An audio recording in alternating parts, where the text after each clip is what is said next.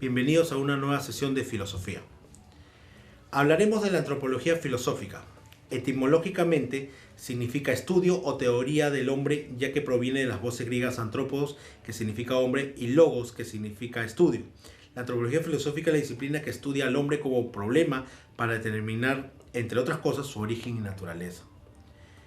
Pero los problemas sobre el hombre históricamente son diversos y se ha tratado de determinar el origen y la naturaleza del hombre. Por eso se pregunta uno, ¿cuál es el origen del hombre? ¿De dónde procede? ¿Qué diferencia hay entre el hombre y el animal? ¿Cuál es su ser? Esta tesis se ha planteado al respecto en dos teorías principales o dos tesis principales sobre el origen del hombre, ¿ya? Y sobre la naturaleza del hombre. Hablaremos primero sobre el origen del hombre. Se expresa a través de la siguiente pregunta: ¿cuál es el origen del hombre? Y para esto encontramos dos tesis principales: el naturalismo y el espiritualismo. En el naturalismo, ¿ya?, es la tesis que sostiene que el hombre ha surgido de la naturaleza y de que la evolución natural es el mecanismo por el cual ha alcanzado la humanización. Todas aquellas teorías que hablan del naturalismo aceptan la teoría de evolución de Darwin. Spencer, ¿ya?, por ejemplo, aplicó los conceptos desarrollados por Charles Darwin en el campo sociocultural, ¿ya? Spencer defendió el concepto de lucha por la existencia y sostuvo que el Estado no debe intervenir en la ley de la naturaleza y solo aumentar el sufrimiento de los débiles. La amplitud del hombre está relacionada con el proceso de adaptación de su medio, ¿ya? El estado natural del ser humano se ve modificado en su proceso de adaptación al medio ambiente. Eso es lo que sostiene Spencer. Engels. Según Engels, el hombre es un ser natural que alcanzó la humanización gracias al trabajo y que la mano no solo es el órgano de trabajo, sino su producto. Entonces, para Engels es el trabajo lo que llevó a la evolución, ¿ya?, del ser humano, ¿ya? ¿Por qué? Dice que observó estudios de monos antropoides donde vio que la evolución iba de la mano de herramientas que usaba el hombre. Y poco a poco el trabajo obtuvo un producto en él, una evolución. Sostuvo que los tres rasgos esenciales en la evolución humana son el habla, un gran cerebro y la postura erecta. En el espiritualismo, por otro lado, ¿ya?, todo cuanto existe tiene su origen en un ser no material, llámese Dios, idea, razón o espíritu, que es el principio y fundamento de todas las cosas que existen. Entre estas tesis espiritualistas, sobre el origen, las más importantes son las de San Agustín, por ejemplo, donde el hombre es un ser creado por Dios, supremo creador de toda realidad.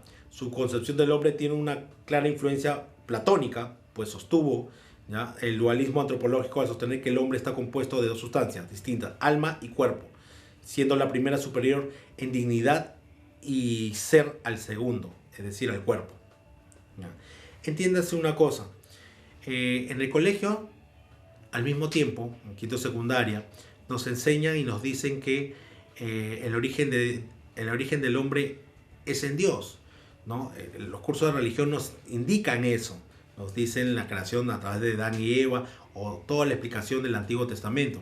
Pero al mismo tiempo nos explican en el curso de naturaleza, ¿ya?, que el hombre ha evolucionado y ha dado su origen en el proceso de evolución de Darwin. Entonces se contrapone, pero no tiene por qué ser así, no hay una contraposición. Recuerden que la obra de Dios simplemente podría ser hecha a través de la naturaleza y la ciencia. Entonces entiendan que no se contraponen, deberían complementarse. Tesis sobre la naturaleza o esencia del hombre. Se expresa a través de las siguientes preguntas: ¿cuál es la naturaleza del hombre? ¿Qué diferencia al hombre de los demás seres? ¿Qué los hace estar en la cúspide de la creación? ¿Ya? Entonces, eso, por ejemplo, Aristóteles lo trata de explicar. Para Aristóteles, el hombre es un animal racional. Sugiere que el hombre es un ser social y racional. El hombre es una sustancia que tiene dos aspectos: material, cuerpo, y forma, alma. El alma humana tiene un aspecto racional que nos diferencia de los demás animales. Para Marx, el animal, ¿ya? Vive de lo que la naturaleza le proporciona. En cuanto al hombre, garantiza su existencia en base a las relaciones sociales de producción que entabla con otros hombres para producir y así satisfacer sus necesidades. Por tanto, las relaciones sociales de producción determinan la naturaleza del hombre, pues lo distingue del animal. En el hombre, lo esencial son las relaciones sociales de producción, según Carlos Marx. Para Scheler, el hombre es un ser espiritual. Gracias al espíritu, el hombre es una persona y se distingue de los demás seres porque tiene autonomía existencial o libertad. Puede objetivar o representar al mundo. Tiene autoconciencia. Y con eso termina la sesión de filosofía y pasamos a lógica.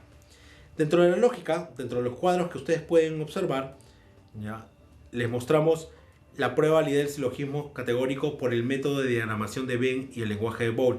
Ahí tienen en el gráfico que les muestro las reglas de la diagramación en el lenguaje de Venn y para el lenguaje de Boole.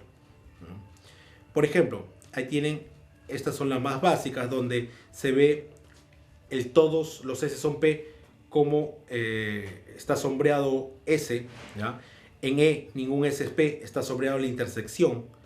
En I algunos S son P, donde no se sombrea, sino se marca con una X, y donde algunos S no son P, se marca también la X. Entiendan que en la primera parte, en todos los S son P, lo que se sombrea es la parte vacía del conjunto. Por eso es lo que se sombrea. No vayan a tener o tomar que se sombrea igual que en matemáticas, ¿no? Que es la parte que sí tiene elementos. En lo que es lógica, se sombrea lo que está vacío. Y más bien en los particulares, algunos son y algunos no son, sí se sigue el concepto de matemáticas, pero no se sombrea, se marca con una X. ¿Ya? Las reglas del silogismo, a la hora de previamente se simboliza y formaliza el silogismo categórico, hay que tener en cuenta que se debe simbolizar el silogismo con el lenguaje de Boole. Ya eso lo hemos hecho. En las clases anteriores hemos visto cómo llegamos a la fórmula del lenguaje de Boole,